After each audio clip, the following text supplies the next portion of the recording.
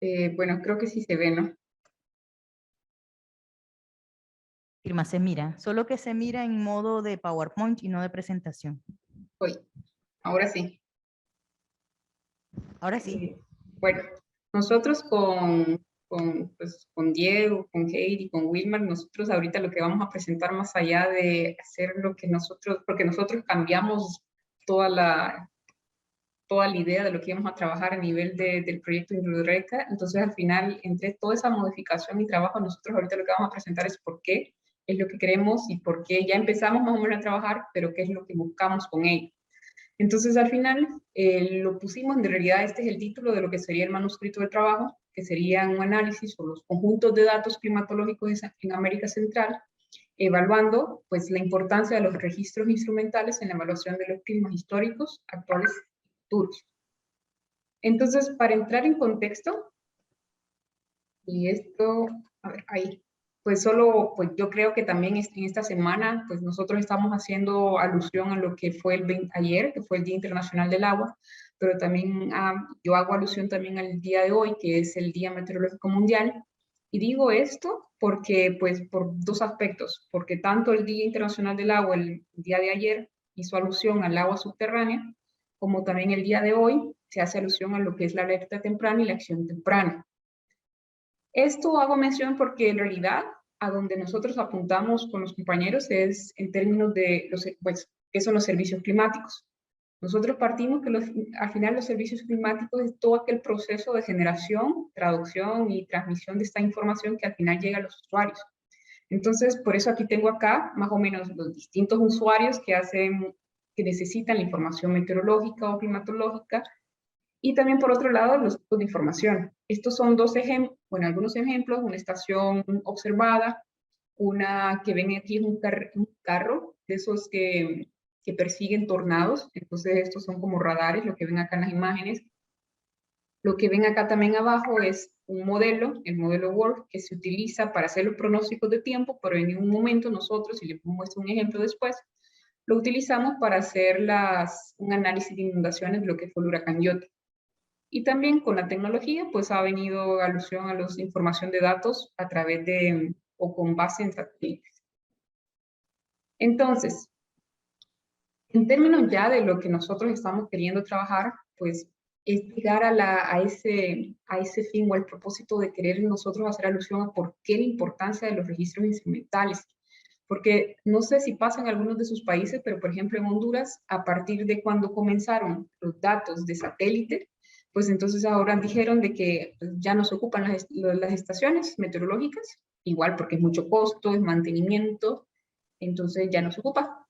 Sin embargo, y pues no sé, también las personas que estuvieron en el curso, en el taller que dimos con Diego, pues ahí mostrábamos que también, por ejemplo, la data de CHIRPS, que es muy utilizada, por ejemplo, acá en el Senado de Honduras, pues de una u otra forma hace o precisa de estaciones observadas para su análisis durante su algoritmo.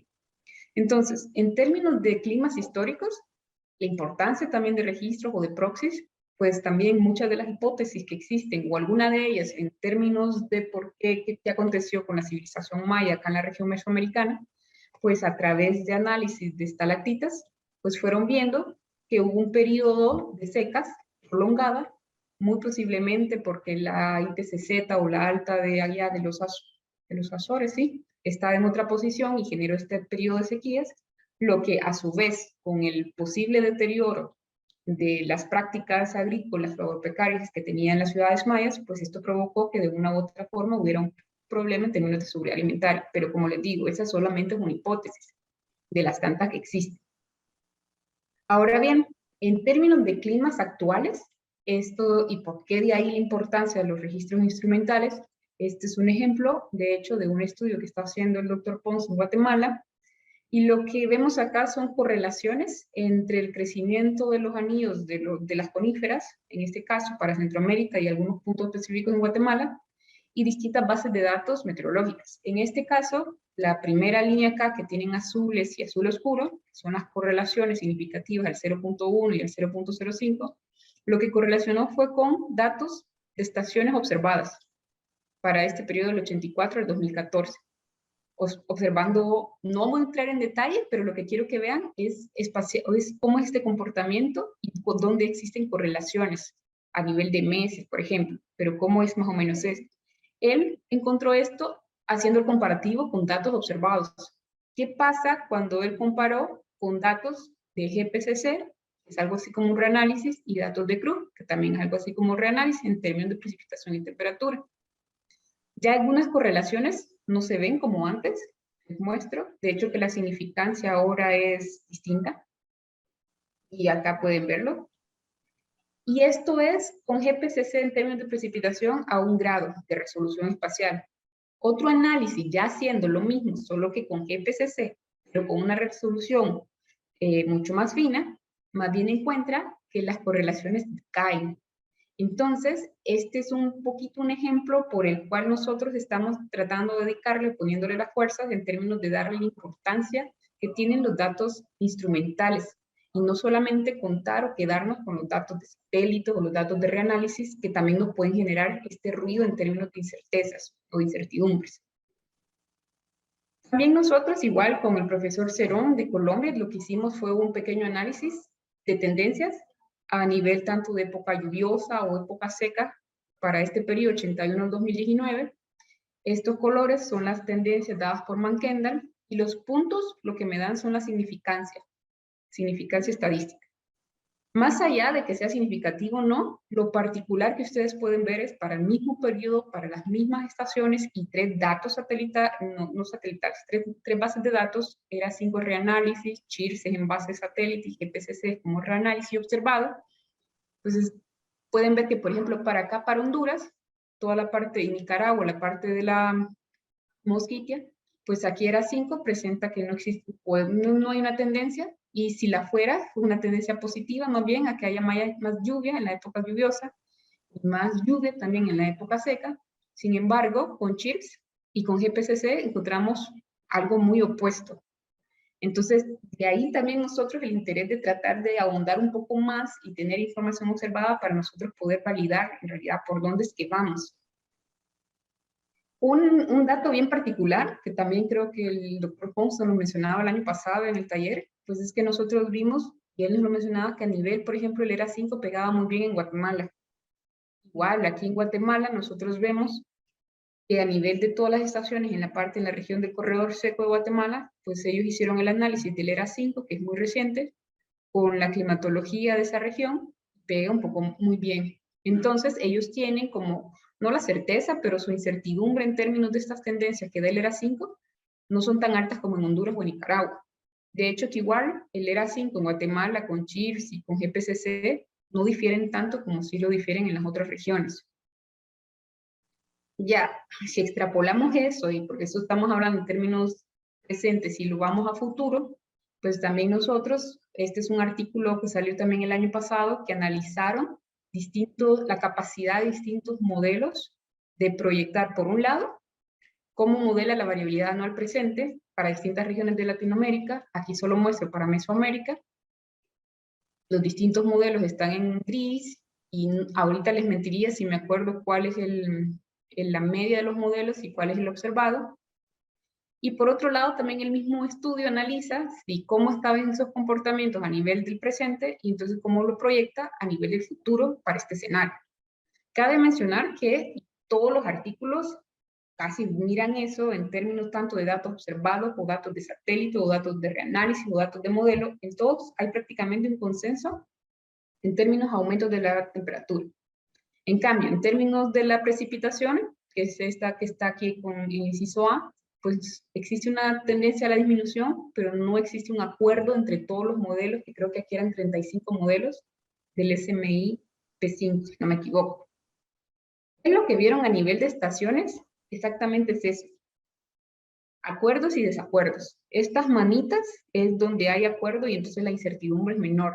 A nivel de las estaciones, por decir así, diciembre, enero, febrero, el invierno, el verano, que los separaron de esa forma, donde existen las mayores incertezas, porque no existen, los modelos no están de acuerdo, por ejemplo, en la región mesoamericana, es en términos de septiembre, octubre y noviembre, que dice, se supone que va a haber un incremento de las precipitaciones. Mientras que en los otros trimestres lo que sí es que hay un acuerdo entre modelos de que va a haber una disminución de las precipitaciones. O sea, lo que estamos viendo es una movimentación y cambios en términos de la intensidad, duración y la frecuencia de estos eventos. Ahora bien, este es un último trabajo que hemos estado trabajando con colegas de Colombia y de Brasil. ¿Y qué es lo que estábamos viendo? Era también extrapolando a futuro, solo que nosotros lo que hicimos fue analizar los distintos modelos globales, solo que ahora de alta resolución del SMP6, pero de alta resolución, para ver también cómo ellos están pegando en términos, pero ya un poquito más fino, en términos de indicadores de temperaturas máximas diarias, temperaturas mínimas, temperaturas y precipitaciones por encima y por debajo de ciertos percentiles.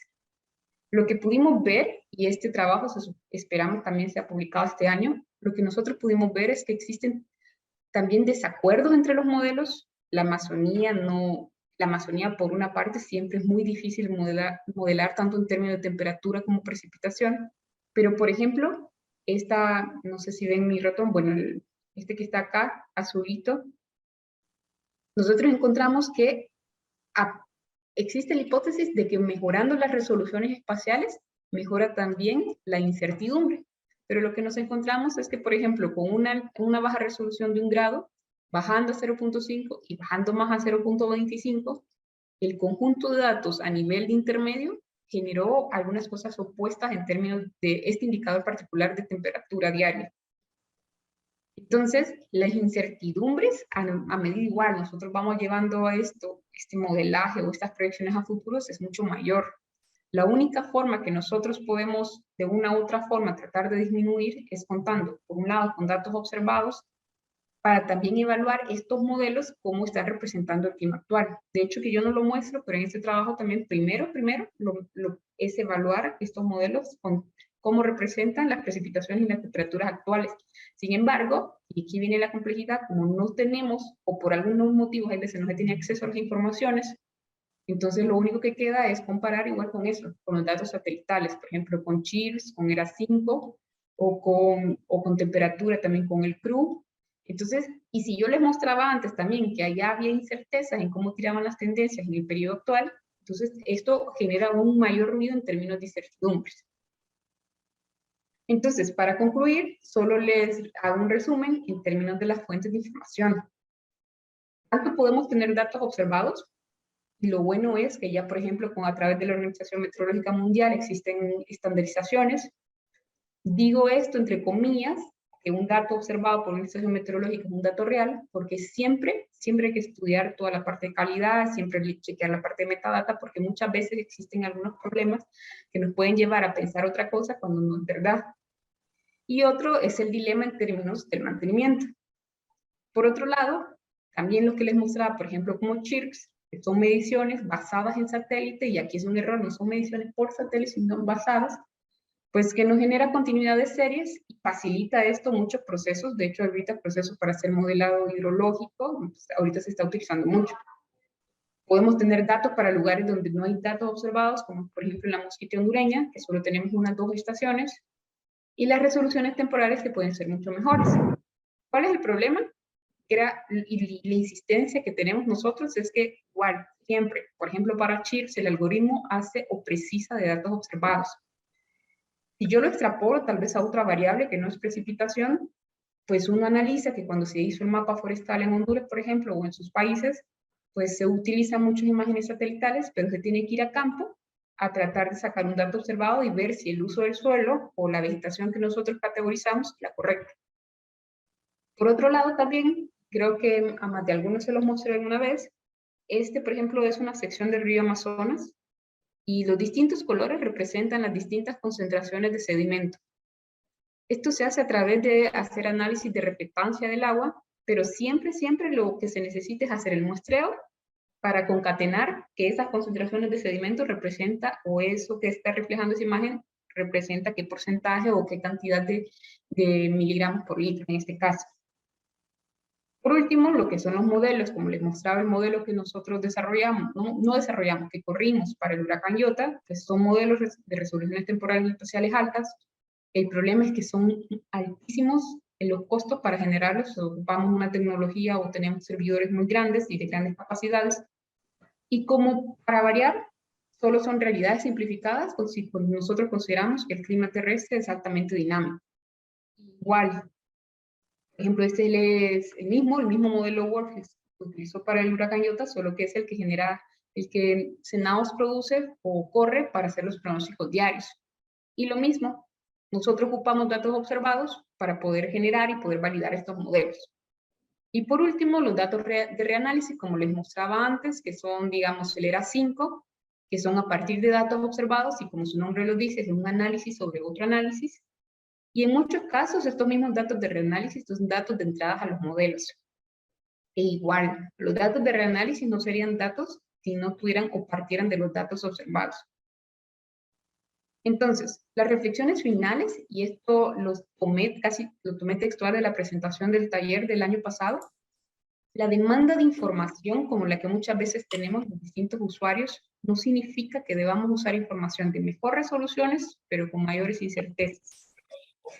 Y siempre es de manejar aquello de que conozcamos las incertidumbres que existen en las distintas bases de datos, porque si no uno puede llegar a asumir que un resultado o empezar a analizar la física de un resultado cuando en realidad no es lógico. Y al final igual lo mismo, es tratar de ver todo esto en un contexto holístico, que creo que lo mencionábamos en el taller. Concluyo solamente con esta reflexión que hizo el profesor Hidalgo de la UCR en Costa Rica en términos de qué es lo que falta o en términos de la gestión de recurso agua. Textual lo saco porque nos dice lo mismo. Las escalas espaciales de la región de interés, o sea, Centroamérica, y la resolución en el tiempo de los datos necesarios también deberían formar parte de los debates entre los científicos del clima, los gestores y los responsables de las tomas de decisiones. Esto no solamente es a nivel de investigadores o porque a mí me gusta investigar y hago ciencia, sino que al final, si vamos a hacer adaptación al cambio climático, ¿adaptación a qué? No solamente que hagamos medidas generalísticas, ¿no? O generales, sino medidas a qué. Y pues con esto concluyo mi presentación, más que darle las gracias y dejarles ahí las preguntas si tuvieran, que con mucho gusto trato de contestar.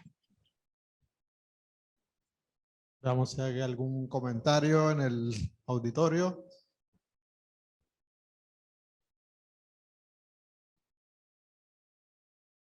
No. Muy bien. Hay un comentario en el chat. Sí.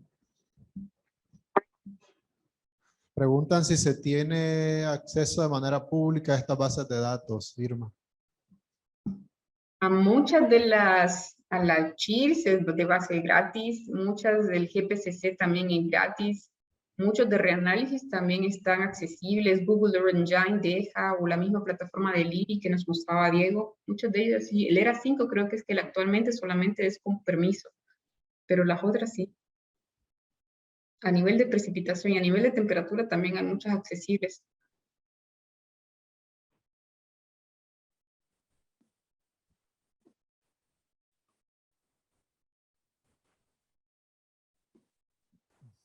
Hay otra pregunta de Milton Orellana.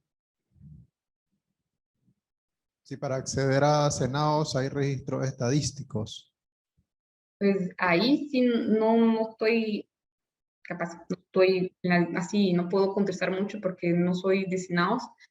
El problema es que sí se genera la información y creo que está disponible cierto periodo de tiempo si uno ve en internet, pero para accesar a las distintas estaciones, por ejemplo, que son las de la OMM, que son las que maneja el Cenaos, es a través de permisos. Se tienen que mandar las notas solicitando y haciendo petición de para qué se utilizaría la información. Preguntan también por la resolución o escala de los productos de CHIRP y GPCC. Pues CHIRP trabaja a 0.25 y a 0.5 espacialmente. Y temporalmente, él maneja de un día y de mes. Solo que hay que tener igual cuidado porque el CHIRP en realidad, el algoritmo lo genera 5 días y después hace un método de agregar por días. Entonces ahí uno también tiene incerteza. GPCC, mentiría si me acuerdo, creo que es de 0.25 la resolución espacial, creo, la mínima. Y la resolución temporal mentiría porque eso sí no me acuerdo. Muy bien.